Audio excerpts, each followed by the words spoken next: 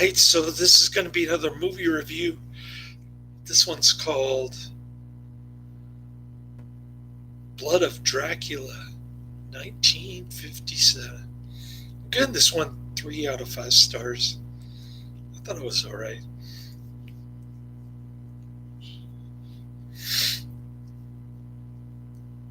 A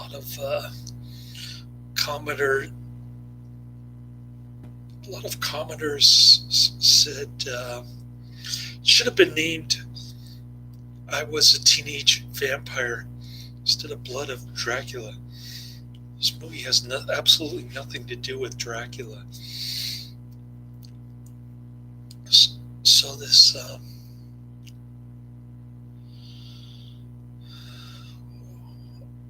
delinquent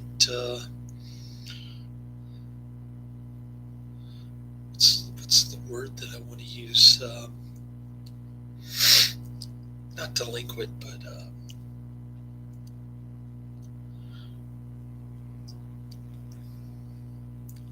troublemaker. Can't think of the word that I want to use. She's a troublemaker. She gets sent to a teenage girl gets sent to a all-girls boarding school. She's mad that her dad remarried 6 weeks after her mom's death. How her mom died isn't clear. That wasn't explained. And she almost runs both of them off the road. Both her new stepmom and her dad, by grabbing the wheel from the back seat on the way to the boarding school. And when she gets there, she's kind of bullied by the girls, but she doesn't snitch. And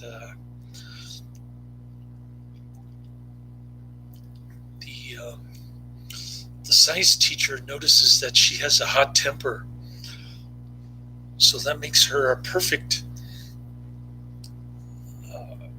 guinea pig to be hypnotized into being a vampire. The science teacher keeps saying that it's necessary to improve the human race or something, kind of similar to what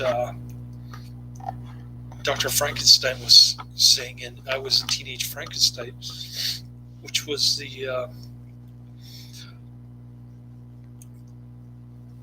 which represented the second movie in addition to this one of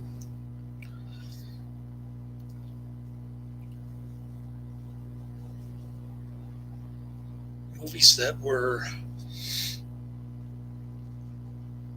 asked of AIP to do after the success of I Was a Teenage Werewolf. So getting back to the movie, so the science teacher uses some kind of medallion or something to hypnotize her into becoming a vampire. She kills 3 people.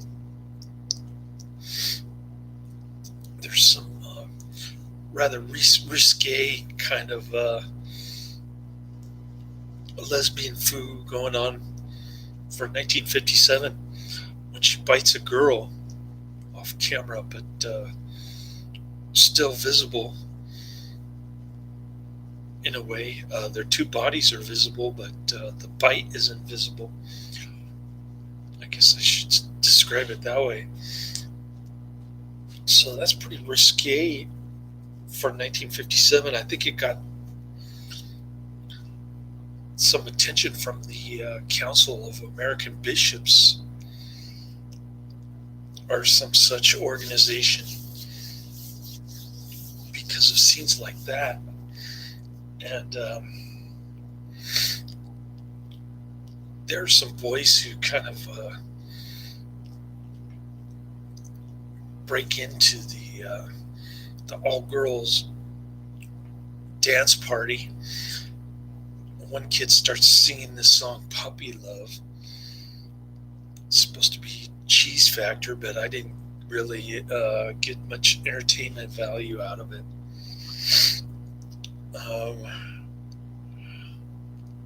It's kind of boring. The makeup on the vampire is quite ridiculous, and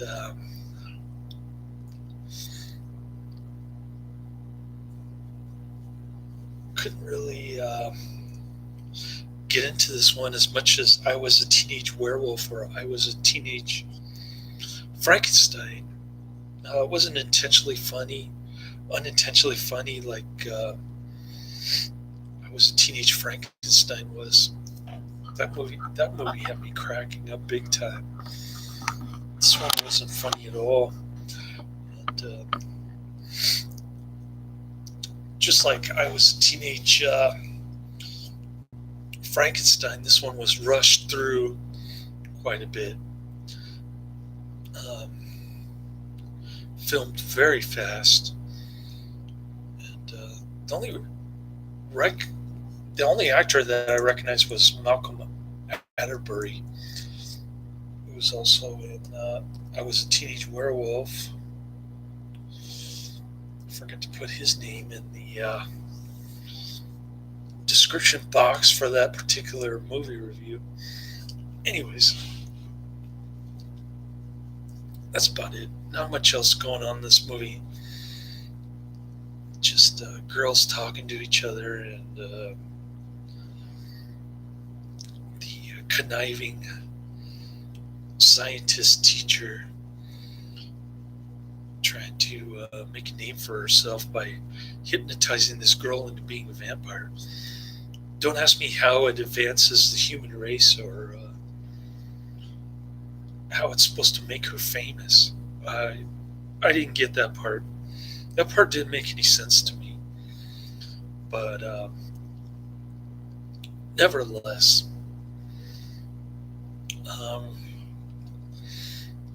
not a great flick. The Keystone cops are trying to figure out what's going on. There's a younger cop who suspects that it's vampires after the first killing, but he just laughed down by his colleagues at first until the second and third killings, which happened almost simultaneously. A guy and a girl, I think. Hopefully I'm getting the killings right. Anyways, I got $30 in cash tips tonight. I'm pretty stoked about that. Not a great night in terms of cash tips, but pretty steady. We're looking at $800 to $1,000 in cash tips this month. I've got Wednesday off, so that might diminish my my streak a little bit, but hopefully I can make up for it. Get like $430 cash tip record haul on Saturday. And yeah, I was thinking I wasn't going to get any cash tips because I was dropping off boxes to these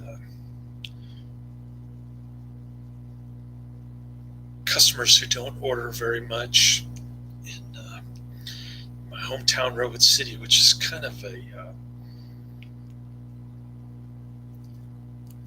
not as affluent as the others.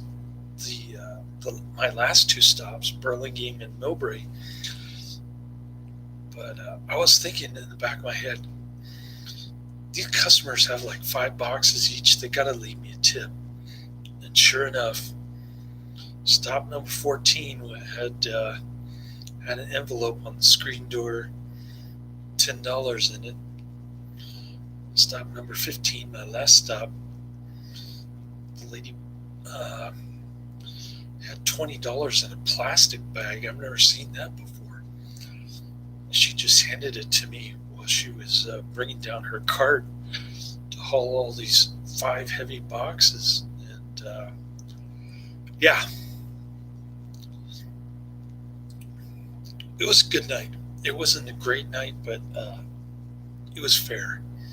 It was fair. I was expecting much worse, and I can't complain. It kind of keeps my streak alive a little bit, and it's a lot less than I had gotten on a week from today and Saturday, but I got absolutely nothing on Friday, so it kind of evens out, I guess. Anyways, a little bit less than what I'm used to, but pretty steady nonetheless. And I think I'm going to have enough to pay off all my bills, plus a little bit extra to save by the end of this week, believe it or not. It's just incredible financial turnaround for me, this coronavirus panic. These bleeding hearts just leaving me all this money. And it's like the old days when I had 3 jobs. I kept going to the bank, depositing my cash tips because I was doing the valet parking on the Moonlight graveyard on weekends, which was completely insane, working 80 hours a week. But yeah, back in those days, I just kept pumping my cash tips into the ATM, and I'm doing that again. It feels like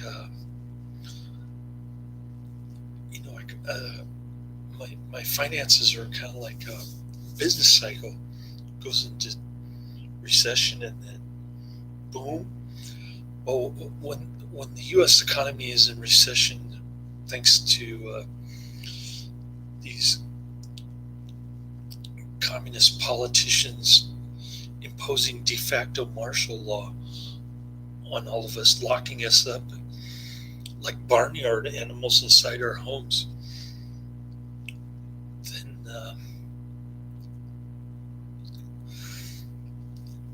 then for some reason they think that I'm the savior of the universe, delivering these groceries, like descended down from heaven to deliver groceries or something. And they start giving me these $10, $20, $30 tips, each one of them. Not all of my customers do that, but if I can get 2 or 3 in one day, then I'm doing pretty good. So I got 2 today, so that was pretty fair, I think. Anyways, enough about my finances. Coronavirus, I keep talking about it every single time. Probably sick and tired of hearing about how I'm profiting from the coronavirus. But there's got to be a bright side to this misery that the government put us through for no apparent reason other than to make us look weak and feeble-minded individuals bowing down to the omnipotent state here.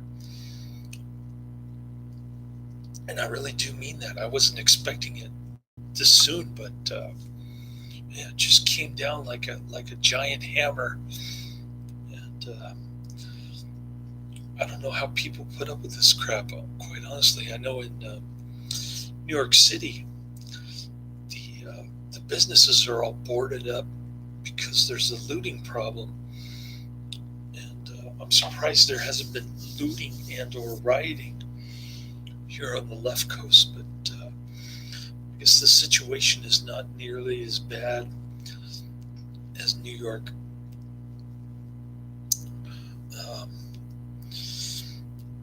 so there's that, and I think I'm gonna hit the sack, get about 5 hours of sleep, then then I'll get to was it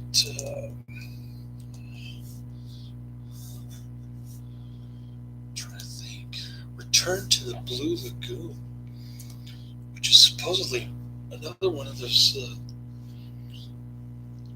long list of worst movies of all time. Again, it gets 0% reviews on Rotten Tomatoes, but doesn't have nearly as many as reviews as Ballistic, X versus Sever. It's got about 10% as many reviews. And then I've got National Lampoon's Gold Digger. I'm also watching MST3K Home Economics. Some kind of short, and then another AIP movie from 1958, I believe. Finally getting into 1958 AIP stuff. And it's got a really long title. I don't even remember the name of the movie, but it's got a super long title, like Dennis Ray Stegler's Mixed Up Zombie title. And I don't know how I'm going to fit that in my movie review caption, but wish me luck on that. Another Roger Corman deal. I'm not sure if it's any good, but if it's on MST3K, I guess it's either really bad or it's unintentionally funny, and the MST3K guys did get the unintentional humor in it. So we'll see which one it is. But I think I just want to get through Return to the Blue Lagoon tomorrow, if I can. I got grocery shopping, then trying to get my car taken care of finally. I bought it used and it had all kinds of problems. There was a hole in the carpet on the driver's side that the salesperson tried to cover up with plastic. There was a scratch on the trunk, and then the cap for the air cabin filter was missing. So I got to talk to the sales guy tomorrow. He comes in at 10 a.m. I don't know what time Safeway opens tomorrow. Probably 8 a.m. I'm guessing. So I'm trying to get all my grocery shopping done. Then I'll shoot over to City Toyota, see if they can fix their sales mistakes. I mean, they could have at least told me about these 3 things before they sold it to me. It's not too hard, but when you're trying to sell something and you ignore all the flaws with the car, it's definitely an ethical problem on their part. Perhaps even a fraud kind of thing, covering up the hole in the carpet with plastic. That seems a little bit borderline fraud. So I'm gonna go there and talk to the guy. Hopefully I can get that straightened out tomorrow. We'll see how that goes. And yeah, another movie under my belt. I'll try to get Return to the Blue Lagoon tomorrow. And until then, I hope you're enjoying these movie reviews, all one or two of you. And have a great night or morning or whatever it is in your country. Laters.